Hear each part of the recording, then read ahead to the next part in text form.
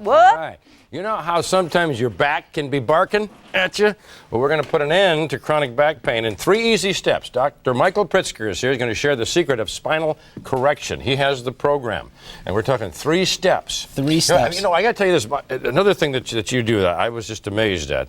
My wife, the lovely Dr. Marianne, beautiful and talented, comes to see you because she has a pain in her hand. Her hand was just awful.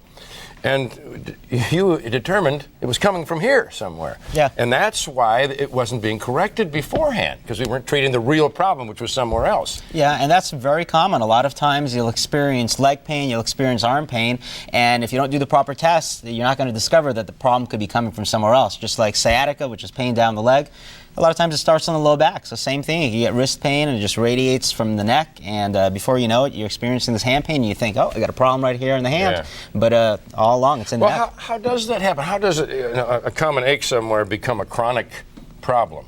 Well, two main reasons. One, you do nothing about it, or you do the wrong thing. So, one, if you just don't do anything and you tell yourself, well, I'll just wait and see what happens, and just it'll probably go away on its own. Sometimes that's the worst thing you can do because it just progressively worsens. The other problem is you can go to your doctor and they give you the proper diagnosis. Very often they'll say, well, you have a disc problem and the disc needs to be fixed, and all of a sudden the treatment has nothing to do with the disc. They might give you a muscle relaxer or they'll tell you to exercise, so they end up treating completely the wrong thing, and that's where the problem just continues to worsen and it continues to get chronic. You just end up covering up the symptoms and don't get to the cause. Right. Now you brought a pal along here. Yeah, that's my friend. I want to show this guy. When we came in, we had him standing up. He was standing up like this. Yeah. But we had to lay him down because he's hogging the picture. Yeah. You know, he's becoming the star of the show. We can't have that. And we were coming to come up with a name with him. Elvis the Pelvis down here.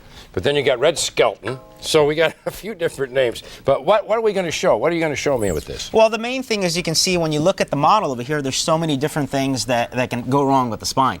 First of all, you can have a problem with the muscles. Anytime these muscles get tight, anytime they get damaged, it's going to cause back pain. Sometimes you can have problems with the disc, and if the disc gets damaged, you got to make sure you correct it. Sometimes you can get a problem with the bone, and if that happens, if it falls out, then you got a serious problem. That you can't fix at all. Yeah. But there's so many different things that can go wrong with the spine, but the most important is to do those 3 steps that I'm going to be talking about. And the first is correcting the disc, because when the disc gets damaged, you've got to make sure that you expand that disc space, make it larger, because if the disc gets damaged, it starts to pinch the nerves, and that's what can give you the arm pain, the leg pain. So to fix that, we do what's called advanced spinal decompression, which has an over 86% success rate at fixing the disc. After that, you want to get to the surrounding muscle tissues, and for that we do something known as spine force, and that strengthens those muscles. And sometimes what people do is they'll do it in reverse. They'll have a disc problem, and they start strengthening the muscles around it, and if you do that, all you do is you strengthen a problem that shouldn't be there. The last thing, of course, is just to maintain it, make sure the problem doesn't return. You get those 3 steps, then you don't have a problem anymore and it doesn't return, and that's really, really important.